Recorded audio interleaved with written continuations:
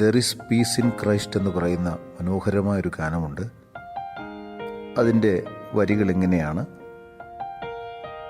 There is piece in Christ when we walk with him through the streets of Galilee to Jerusalem, mend the broken hearts, dry the tear-filled eyes. When we leave the way he lives, there is peace in Christ. മലയാളത്തിൽ അതിൻ്റെ അർത്ഥം ഇങ്ങനെയാണ്: കർത്താവിൽ നമുക്കൊരു വലിയ സമാധാനമുണ്ട്. നാം കർത്താവിൻ്റെ കൂടെ നടക്കുമ്പോൾ ഗലീലയിൽ നിന്ന് ജെറുസലേമിലേക്കുള്ള വഴിയിൽ തകർന്നുപോയ ഹൃദയങ്ങളെ പണിയുകയും നിറയുന്ന കണ്ണുകളിൽ നിന്ന് കണ്ണുനീര് തുടച്ചു നിൽക്കുമ്പോൾ തുടർന്ന് പറയുന്നു, he gives us hope when hope is gone. നമ്മുടെ എല്ലാ പ്രതീക്ഷകളും നഷ്ടപ്പെടുമ്പോൾ അവൻ നമുക്ക് ഒരു പ്രത്യാശ നൽകുന്നു. He gives us strength when we can't go on. ഒരു പടി പോലും മുമ്പോട്ട് പോകാൻ കഴിയാത്ത അവസ്ഥയിൽ അവിടുന്ന് നമുക്ക് ശക്തി നൽകുന്നു. He gives us shelter in the storms of life. അതിഭയങ്കരമായ കൊടുങ്കാറ്റുകൾ ജീവിതത്തിൽ ആഞ്ഞടിക്കുമ്പോൾ അവിടുന്ന് നമുക്കൊരഭയമായി, കൊടുങ്കാറ്റിൽ അവൻ ഒരു ശരണമായി നമ്മെ താങ്ങുന്ന ശാശ്വത കരങ്ങൾ നമുക്ക് ഉണ്ട്. There is peace in Christ. എന്താണ് യെരുസലേമിൽ നിന്ന് അല്ലെങ്കിൽ ഗലീലയിൽ നിന്ന് യെരുസലേമിലേക്കുള്ള വഴിയിലൂടെ ഞാൻ അവൻ്റെ കൂടെ യാത്ര ചെയ്യുമ്പോൾ എനിക്കൊരു സമാധാനമുണ്ട് എന്ന വാക്കിൻ്റെ അർത്ഥം എന്താണ്? ഗലീലയിൽ നിന്ന് യെരുസലേമിലേക്ക് 3 പ്രധാനപ്പെട്ട വഴികളുണ്ട്. സാധാരണയായി യഹൂദന്മാർ യെരുസലേമിലേക്ക് വർഷത്തിൽ ഏറ്റവും കുറഞ്ഞ 3 പ്രാവശ്യമെങ്കിലും യാത്ര ചെയ്യാറുണ്ട് എന്ന് നാം അറിയുന്നു. ഗലീലിൽ നിന്ന് യെരുസലേമിലേക്കുള്ള ഒരു സെൻട്രൽ റൂട്ട് എന്നറിയപ്പെടുന്ന ഒരു പാതയുണ്ട്. അത് ശമരിയ എന്ന് പറയുന്ന സ്ഥലത്തു കൂടെയാണ്. സാധാരണ യഹൂദന്മാരാരും അതിലെ യാത്ര ചെയ്യാറില്ല.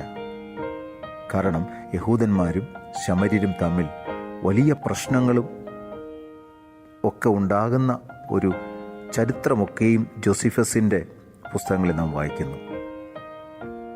എന്നാൽ എന്തുകൊണ്ടാണ് യേശു യെരുസലേമിലേക്കുള്ള യാത്രകളിൽ അല്ലെങ്കിൽ യേശുവിൻ്റെ യാത്രകളിൽ ശമരിയ തിരഞ്ഞെടുക്കുന്നതായി നാം കാണുന്നു?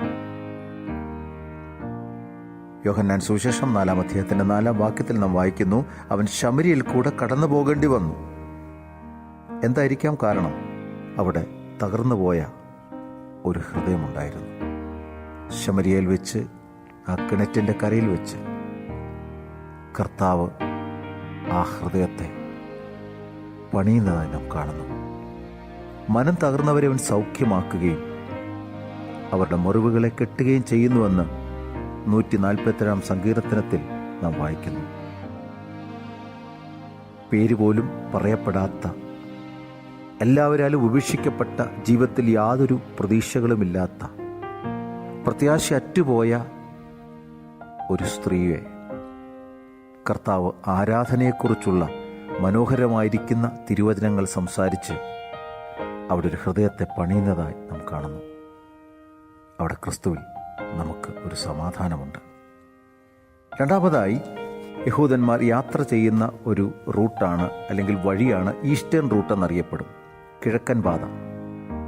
കിഴക്കൻ പാതയുടെ പ്രധാനപ്പെട്ട ഒരു പട്ടണമാണ് ജെറിക്കോ അല്ലെങ്കിൽ എരിഹോ. രണ്ടാമത്തെ ഒരു ടൗണാണ് ബെഥനി. എന്തുകൊണ്ടാണ് യേശു കർത്താവ് എരിഹോവിലൂടെ യാത്ര ചെയ്യുന്നത്? തിരുവചനം വായിക്കുമ്പോൾ നമുക്ക് മനസ്സിലാക്കാൻ കഴിയും, എരിഹോ സാധാരണയായി ആൾക്കാർ വെറുത്തിരുന്ന ഒരു സ്ഥലമായിരുന്നു. അവിടെ ചുങ്കക്കാർ ധാരാളമായി ആൾക്കാരിൽ നിന്ന് ചുങ്കം പിരിക്കുന്ന ഒരു സ്ഥലമായിരുന്നു. തിരുവചനം വായിക്കുമ്പോൾ അവിടുന്ന് എരിഹോവിലൂടെ നടന്നു വരുന്നതായി നാം കാണുന്നു.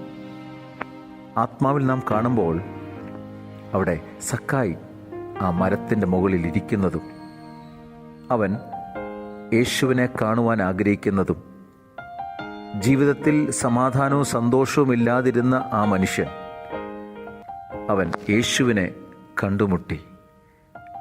അവൻ്റെ ഭവനത്തിൽ കടന്നു ചെന്ന യേശു അന്ന് രാത്രി താമസിക്കുകയും ഇവനും അബ്രഹാമിൻ്റെ മകനാകിയാൽ ഇന്ന് ഈ വീട്ടിന് രക്ഷ വന്നുവെന്ന് പ്രഖ്യാപിക്കുകയും ചെയ്യുന്നതായി ലൂക്കോസിന്റെ സുവിശേഷം 19-ാം അധ്യായത്തിൽ നാം വായിക്കുന്നു.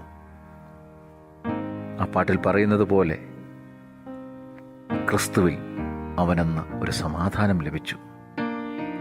പണത്തിനോ സ്ഥാനമാനങ്ങൾക്കോ ഒന്നും കൊടുക്കുവാൻ കഴിയാത്തൊരു വലിയ സമാധാനം, അല്ലെങ്കിൽ സകല ബുദ്ധിയെയും കവിയുന്ന ഒരു ദൈവിക സമാധാനം. ഇല്ല എങ്കിൽ ഹൃദയങ്ങളിൽ വാഴുന്ന ക്രിസ്തുവിൻ്റെ സമാധാനം സക്കായുടെ ജീവിതത്തിൽ കടന്നു വന്നതായി നാം വായിക്കുന്നു. ആ പാട്ടുകാരൻ പാടിയത് എത്ര മനോഹരമാണ്. He gives us hope when hope is gone. നമ്മുടെ എല്ലാ പ്രത്യാശയും നഷ്ടപ്പെടുമ്പോൾ അവൻ നമ്മെ തേടി കടന്നു വരുന്നവനായ കർത്താവാണ്. ദൈവമേ, എൻ്റെ ജീവിതത്തിലൂടെയും അവിടുന്ന് ഈ സ്വർഗീയ സമാധാനം ഇന്ന് പകൽ അല്ലെങ്കിൽ ഇന്ന് രാത്രിയിൽ അവിടുന്ന് നൽകണമേ എന്ന് നമുക്ക് ആത്മാർത്ഥമായിട്ട് പ്രാർത്ഥിക്കാം. കിഴക്കൻ പാതയിലെ ഒരു സ്ഥലം കൂടെ പറയാൻ ഞാൻ ആഗ്രഹിക്കുകയാണ്. അത് ബെഥനിയായിരുന്നു. ബെഥനിയിൽ നമുക്കറിയാം, അവിടെ ബെഥനിയിൽ അവിടെ കണ്ണുനീര് നിറയപ്പെട്ട ഒരു സ്ഥലമായിരുന്നു. ലാസർ മരിച്ചു. ലാസറിൻ്റെ മരണത്തോടുള്ള ബന്ധത്തിൽ സഹോദരിമാരും യഹൂദന്മാരും ഒക്കെയും കരയുന്നത് കണ്ട് യേശു ആ ബെഥനിയിലെ വഴിയിൽ കരയുന്നതായി നാം കാണുന്നു. എന്നാൽ അവരുടെ കണ്ണുനീര് തുടച്ചു. പാട്ടുകാരൻ പാടിയതുപോലെ dried the tear filled eyes. കണ്ണുനീര് നിറഞ്ഞ കണ്ണുകളിൽ നിന്ന് അവിടുന്ന് കണ്ണുനീര് തുടച്ചു മാറ്റിയ കർത്താവാണ്. വീണ്ടും എരിഹോവിലെ പാതയിൽ ഒരാളെ കൂടെ നാം കാണുന്നുണ്ട്. അത് മറ്റാരുമല്ല, ബർത്തിമായി. അവൻ വഴിയരികിരുന്നു കൊണ്ട് യേശുവേ ദാവീദ് പുത്ര, എന്നോട് കരുണ തോന്നണമേ എന്ന് നിലവിളിച്ചു എന്ന് തിരുവചനത്തിൽ വായിക്കുന്നു. യേശു അതിലെ നടന്നു വരികയായിരുന്നു എരിഹോവിലൂടെ, എരിഹോവിൻ്റെ വഴികളിലൂടെ. എന്നാൽ അവൻ്റെ കണ്ണുകൾ തുറക്കപ്പെടുകയും അവൻ കർത്താവിനെ ആ വഴിയിൽ അനുഗമിക്കുകയും ചെയ്യുന്നു. ഗലീലിൽ നിന്ന് യെരുശലേമിലേക്കുള്ള വഴികളിൽ മറ്റൊരു പ്രധാനപ്പെട്ട വഴിയായിരുന്നു വെസ്റ്റേൺ റൂട്ട്, അല്ലെങ്കിൽ പടിഞ്ഞാറൻ പാത. പടിഞ്ഞാറൻ പാതയുടെ പ്രത്യേകത ഇതാണ്: അത് ഒരു ദീർഘമായ ദൂരമുള്ള ഒരു വഴിയാണ്. അവിടെയുള്ള ഒരു പ്രധാനപ്പെട്ട സ്ഥലമായിരുന്നു എമ്മാവൂസ്. നമുക്കറിയാം, യെരുശലേമിൽ നിന്ന് എമ്മാവൂസിലേക്കുള്ള ആ പാതയിൽ എല്ലാ പ്രതീക്ഷകളും നഷ്ടപ്പെട്ട 2 ശിഷ്യന്മാർ നടന്നു പോകുന്നതായി നാം ലൂക്കോസ് 24 വായിക്കുന്നു.